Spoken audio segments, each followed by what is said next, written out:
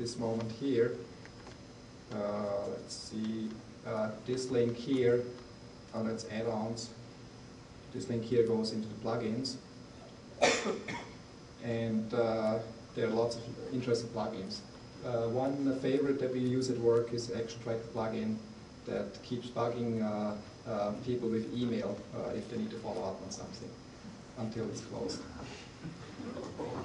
So there are lots of plugins. For example, chart plugin let you visualize table data, make nice charts, and so on and so on.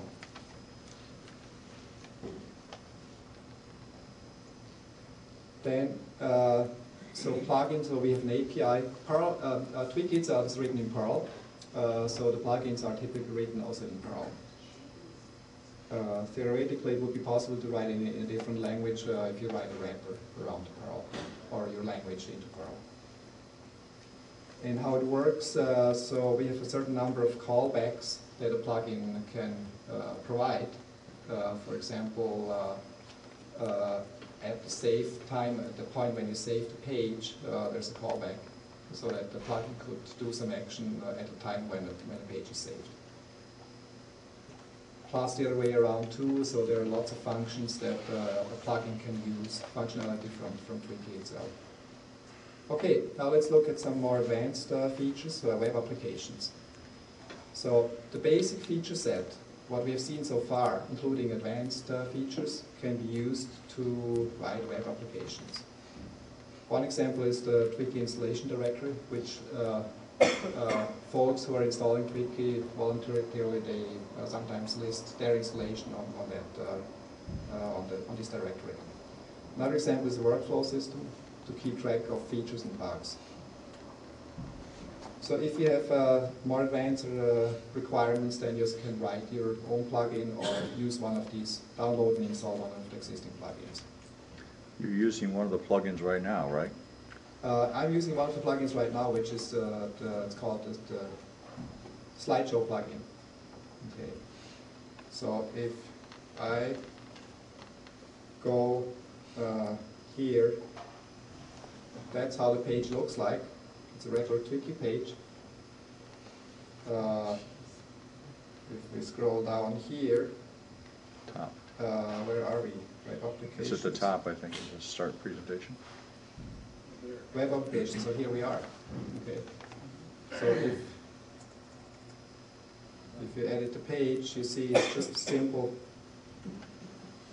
Twiki markup. So I could change the presentation on the fly here. You wouldn't do that to me, would you? Okay. So the Twiki installation page is, I would like to point out, so let's open it. So it uses just a basic feature set like Twiki forms, Twiki variables, and formatted search. And some plugin magic like the spreadsheet plugin. So we have here the list of installations. Each entry is basically one page in Twiki. So if you look at one entry, it's basically empty content, page content, it's only form content, right? And the form content is just pulled out and displayed on this page here. Now you can, at the bottom, you have some statistics that's provided by the spreadsheet plugin.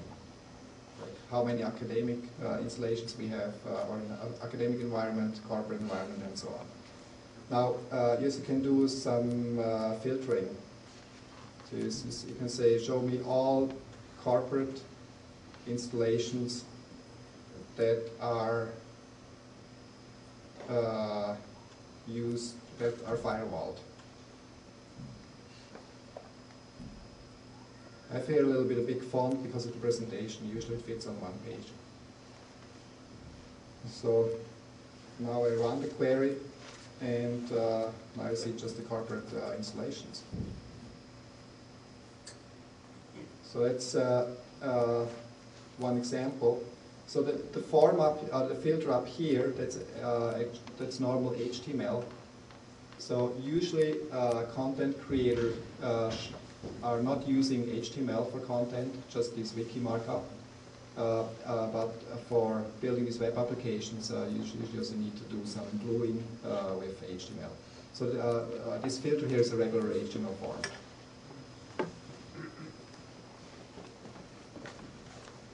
Okay. Then another example is feature tracking. So at twiki.org we eat our own dog food. So somebody brings a brainstorming idea that gets discussed, gets promoted into under construction. Then at some point it's done. Say somebody brings an enhancement request, or so there's some kind of workflow. Let's go into look into enhancement request. So these are now, that's an index page that lists all enhancement requests that have been posted in Twiki, so it's fairly extensive. And the whole idea is here that anybody can start a new wiki work. That probably doesn't make sense to create a page like this, but just give you the idea. So I could create this page here. I basically get an empty page here. I could type my enhancement request. The form is already filled out for me. I don't need to change anything here. I save it, and then if I go back to this page here, it will be listed. Now, let's see. Let's assume that this. I'm just picking the first one. Let's assume that this enhancement request, I'm going to work on that. Then what I would do, I would go to this page, write some blurb that I'm going to work on this, or some more details. I can drop in my signature, and I'm going to say, okay, I'm going to work on this. So it's under construction. So I just change the status here, preview save the page. I will do it now. So if I go back, then you will see that it disappears from this list here, and it actually would appear in the to-do list page. Okay, so that way you can define just a very simple way of workflow. So now initial deployment. So first of all, you need to install Twiki on a web server. Here it is a little bit tricky, so depending of who you ask, it's like a piece of cake or impossible. So some web server administration skills are assumed. Quite important is to plan the whole rollout and content. Usually it's better to attack the problem from like a painkiller approach, not the vitamins approach. Anybody heard those terms? A painkiller is something that I really have to have fixed. I can't live, I really need to do something. A vitamin is something that keeps you healthy, but it's nice to have, but I could live without it. So for initial deployment, just pick something that is bugging people. So that's a better way to have a successful initial deployment. So build the initial structure, like page content, forms, in case you have some workflow. Populate initial content. Don't do it yourself. Invite some other folks that would like to help out in this field. Then do the initial rollout in a smaller group. Don't do like a big bang release. Then very important, train and coach the users. Just before the meeting, I got a comment that it is good to just print out some text, this welcome page and text formatting page, and hand it out to the folks. But very important is coaching the users. So because efficient collaboration needs to be done in the right way, and it takes some time until folks get that idea. Also, do not underestimate the inertia, like the habits that folks have, especially inertia of using email. So it just takes time to move to write less email and move more, or content into a wiki system. And also don't underestimate the time it takes. For example, at Wind River, the initial deployment, initial deployment was before that initial deployment, or I would say that the real deployment was in a larger group. But before that, it took maybe half a year where almost nothing happened. And that's quite typical for a corporate environment. So from Twiki downloads, I typically don't hear much for a long time, or maybe in the support web initially to get stuff installed, and then maybe a couple months just nothing happens, and suddenly there is a whole bunch of stuff going on. Peter? Yep. Question, what's a typical installation time for someone who's, who knows web server and CGI configure environment? Could be an hour, so it's not, in case you know the environment, it's maybe a question of an hour, but then that's only to get the engine installed, and including all documentation that will be installed also. But then you also need to think about what kind of plugins you want, so you browse the plugins list and decide maybe I need the spreadsheet plugin, install that. So plus also this the initial rollout, I mean the planning and building the initial structure can take a couple of days, a week, 2 weeks. Just totally depends. Pardon me? One web or multiple webs? Or? Right, yeah. So here the Lego box, what I mean with this, so you won't get like a car where you put in the key and drive out of the lot. Some people use it that way. It's possible, certainly, but usually it pays off to give some initial thought of how you want to structure the content, how you want folks to use it. Any other question? Yeah. You mentioned some inertia on people using email.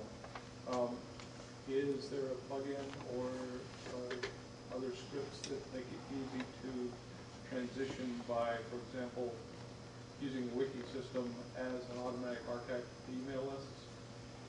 The question was, I will repeat the question. So the question was if there's a way to overcome the inertia of email, like for example, automatically feeding email into a wiki system.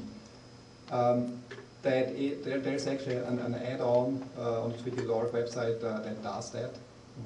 So there's Twiki has plugins. We talked about plugins, but it also has add-ons. Add-ons are like standalone scripts that add some additional functionality.